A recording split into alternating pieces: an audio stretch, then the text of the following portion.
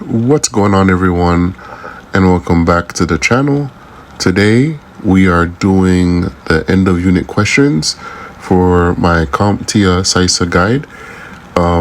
This is pretty much 10 questions that I'll go through with answers and reasonings behind them for the Cybersecurity Analyst 101. That's the name of the unit, or I guess a series of videos.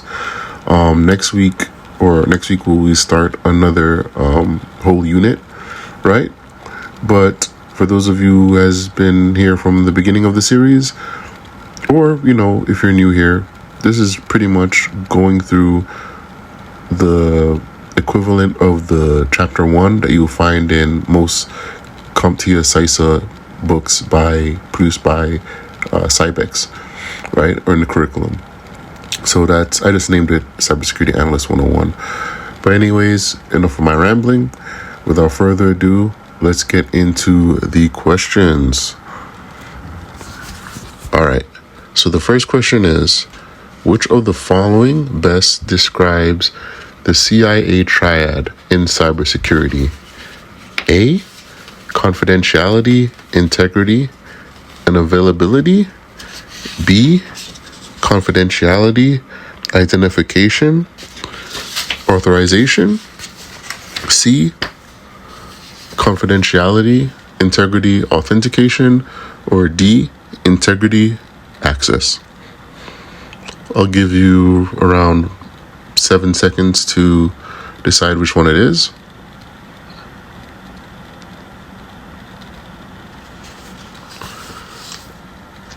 All right.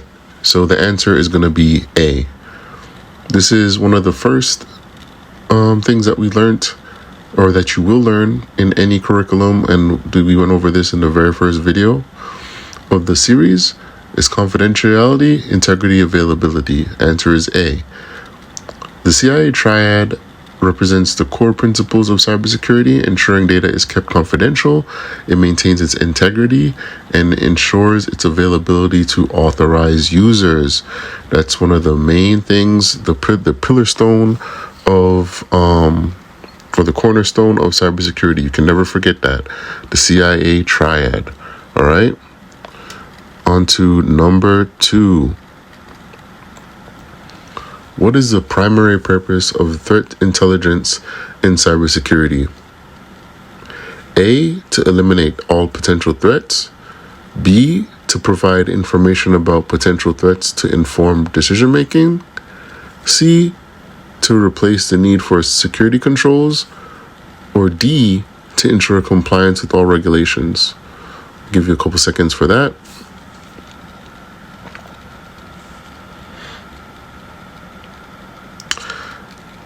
And the answer is B, to provide information about potential threats to inform decision making, right?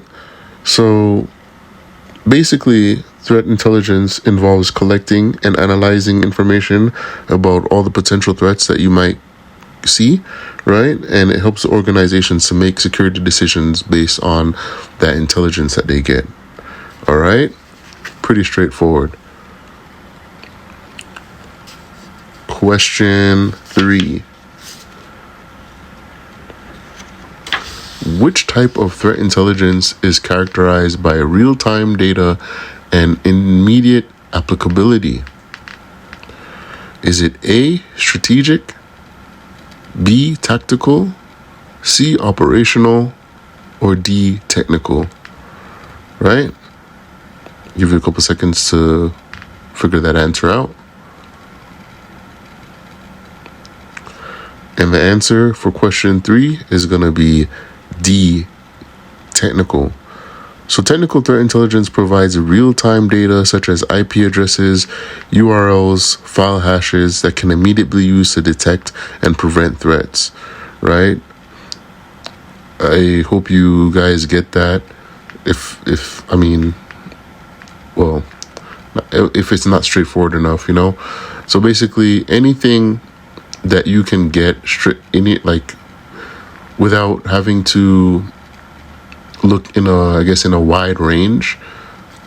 So your IP addresses, whether that's the type of Cat5 cable, the type of MAC address, the ARP table, as it says, file hashes, URLs, file names, log files. Those are things that you can immediately use to track down real-time, situations, real-time threats, right?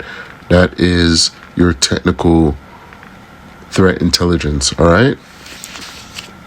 All right, let's go to question number 4.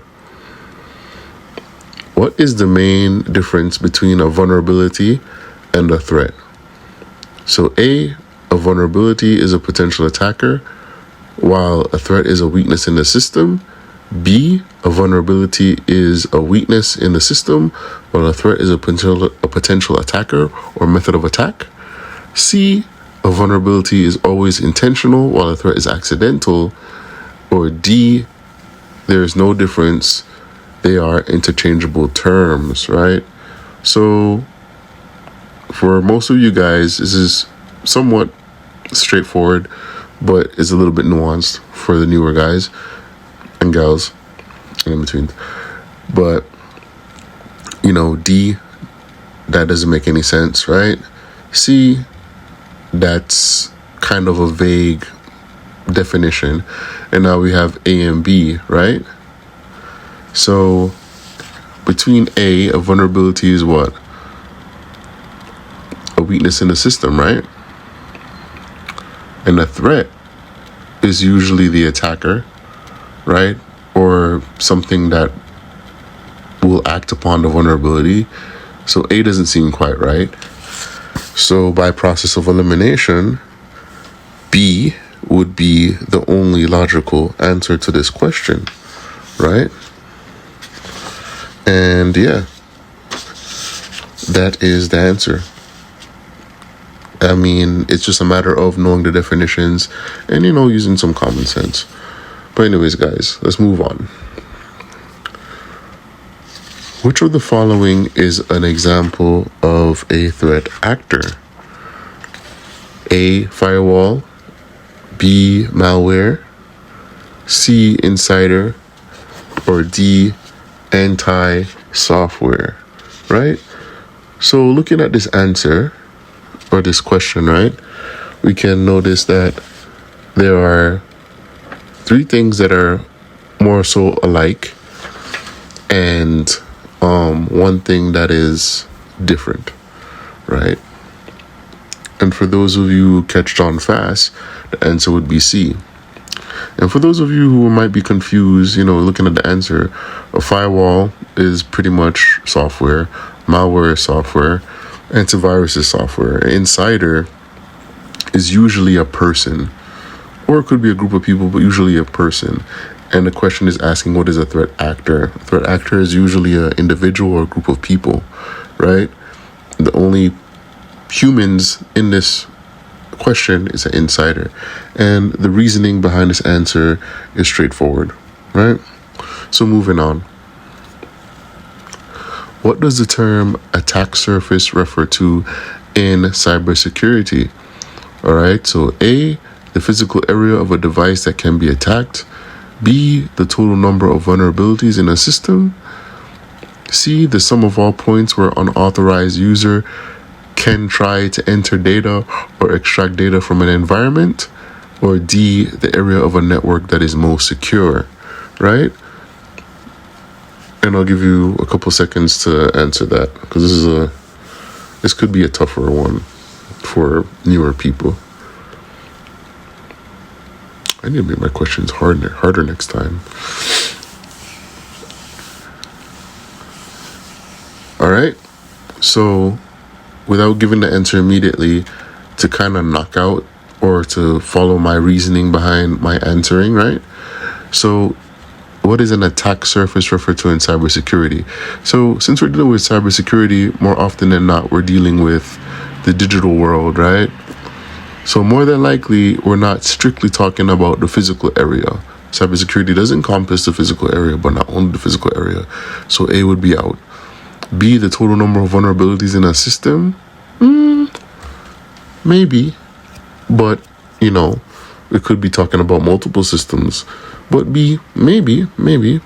C, the sum of all points where when an authorized user can try and enter data or extract data from an environment. Sounds pretty solid answer, right? And then D, the area of a network that is most secure. That doesn't really make sense with what the question is asking. So it's either B or C, right? And the answer is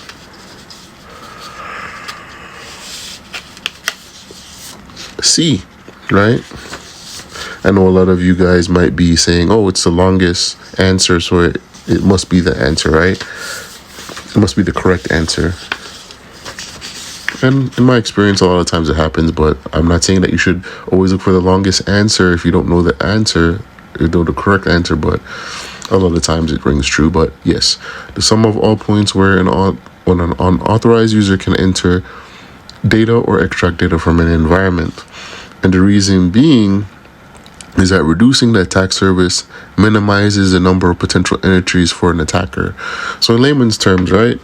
If you have a house and say your house has 4 windows and 2 doors, right?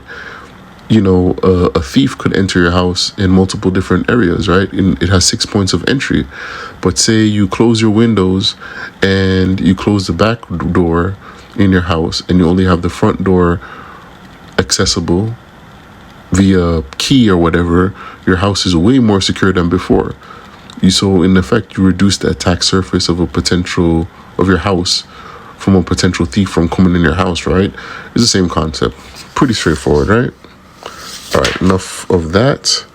Let's move on to question 7. All right. So which of the following best describes a zero-day vulnerability? A vulnerability that has been known for a long time. B, a vulnerability that has been patched. C, a vulnerability that is unknown to those who should be interested in its mitigation. And D, a vulnerability that only affects zero-day applications. Right? Okay. So just I'll give you a couple seconds to think about it. Let it simmer in your spirit.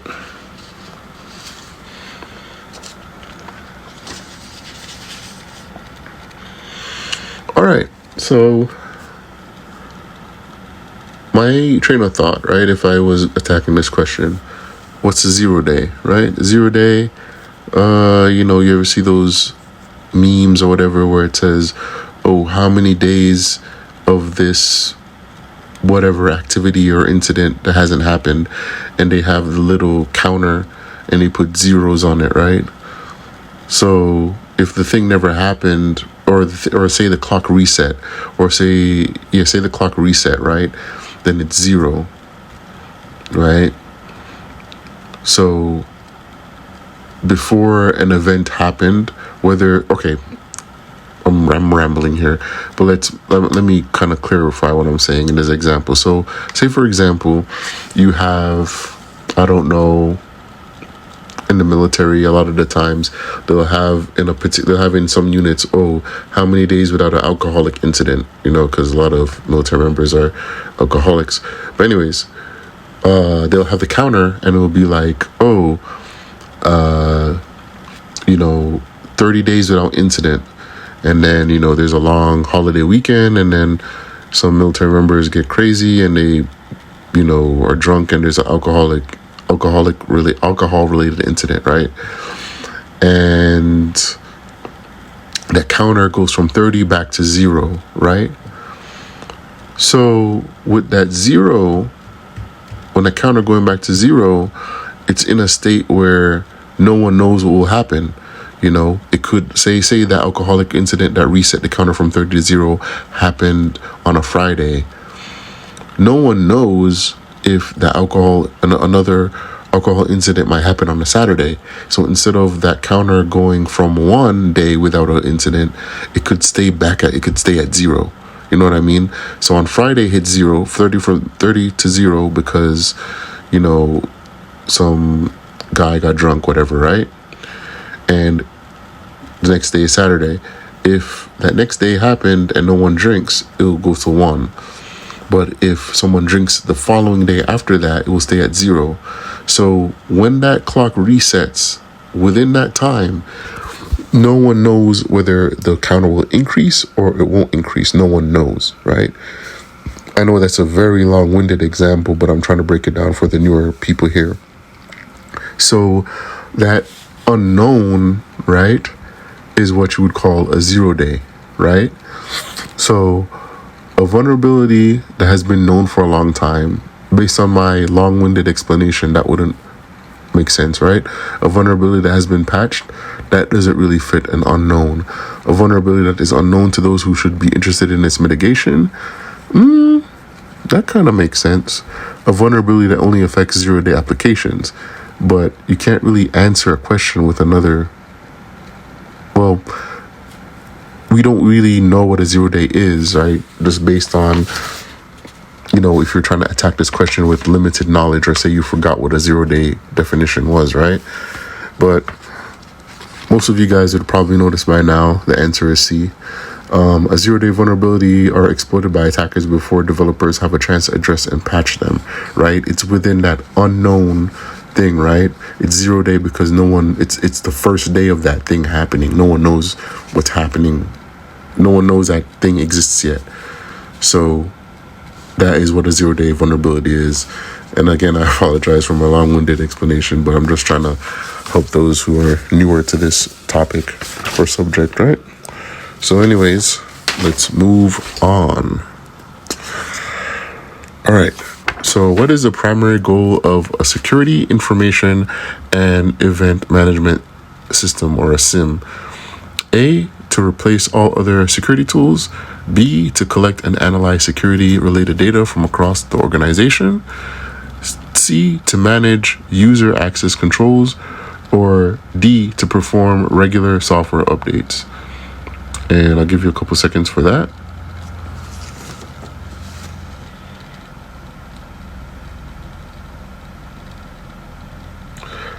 All right. And this is somewhat straightforward. In the name, security information and event management. It's a management system. You're managing something. You're managing events and security information. What's the closest thing that's related to that? Collecting and analyzing security data, security information, security related data, right, across the organization. That's what a SIM is. It aggregates and analyzes data from various sources to detect and respond to security events. Pretty straightforward, right? 9. Which of the following is a common technique used in social engineering attacks? I know my guys and gals and in between, they probably know what this is based on the amount of training that we get all the while. Give you a couple seconds. All right. Even if the answer is A, by the way, but even if you didn't know, a firewall configuration, software patching, and network segmentation is more of a hardening techniques, right? And phishing is the only one that's the odd one out. And phishing, people who are in the DoD period, and they should know what phishing is based on the yearly trainings that we get. So that's a gimme for a lot of people. But anyways, to the last question. What is the purpose of implementing a honeypot in a network? A, to increase network speed. B, to trap and analyze potential attackers. C, to replace firewalls. And D, to serve as a backup server. Give you a couple seconds for that.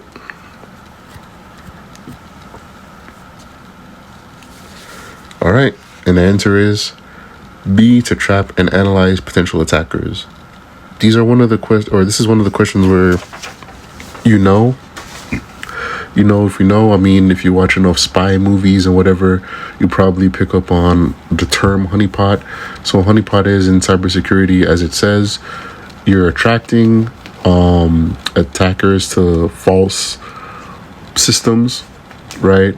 A dummy server or a dummy network in the case of like a honey net. And when attackers try and break into your system or that particular dummy IT structure, the analyst can look at what it's doing, threat intelligence, all that good stuff. So the answer is B, right? And with that is the last question.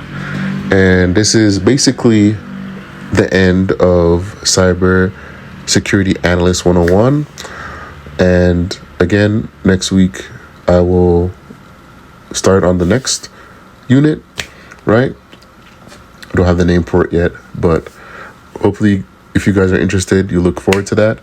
And I'll probably do more questions like this, because I think for those of you who are really hell-bent on passing this test, it's more getting into the mindset of how the questions are worded and just the knowledge and how to answer questions. If you're kind of foggy on the details, will go a long way to passing this exam, right?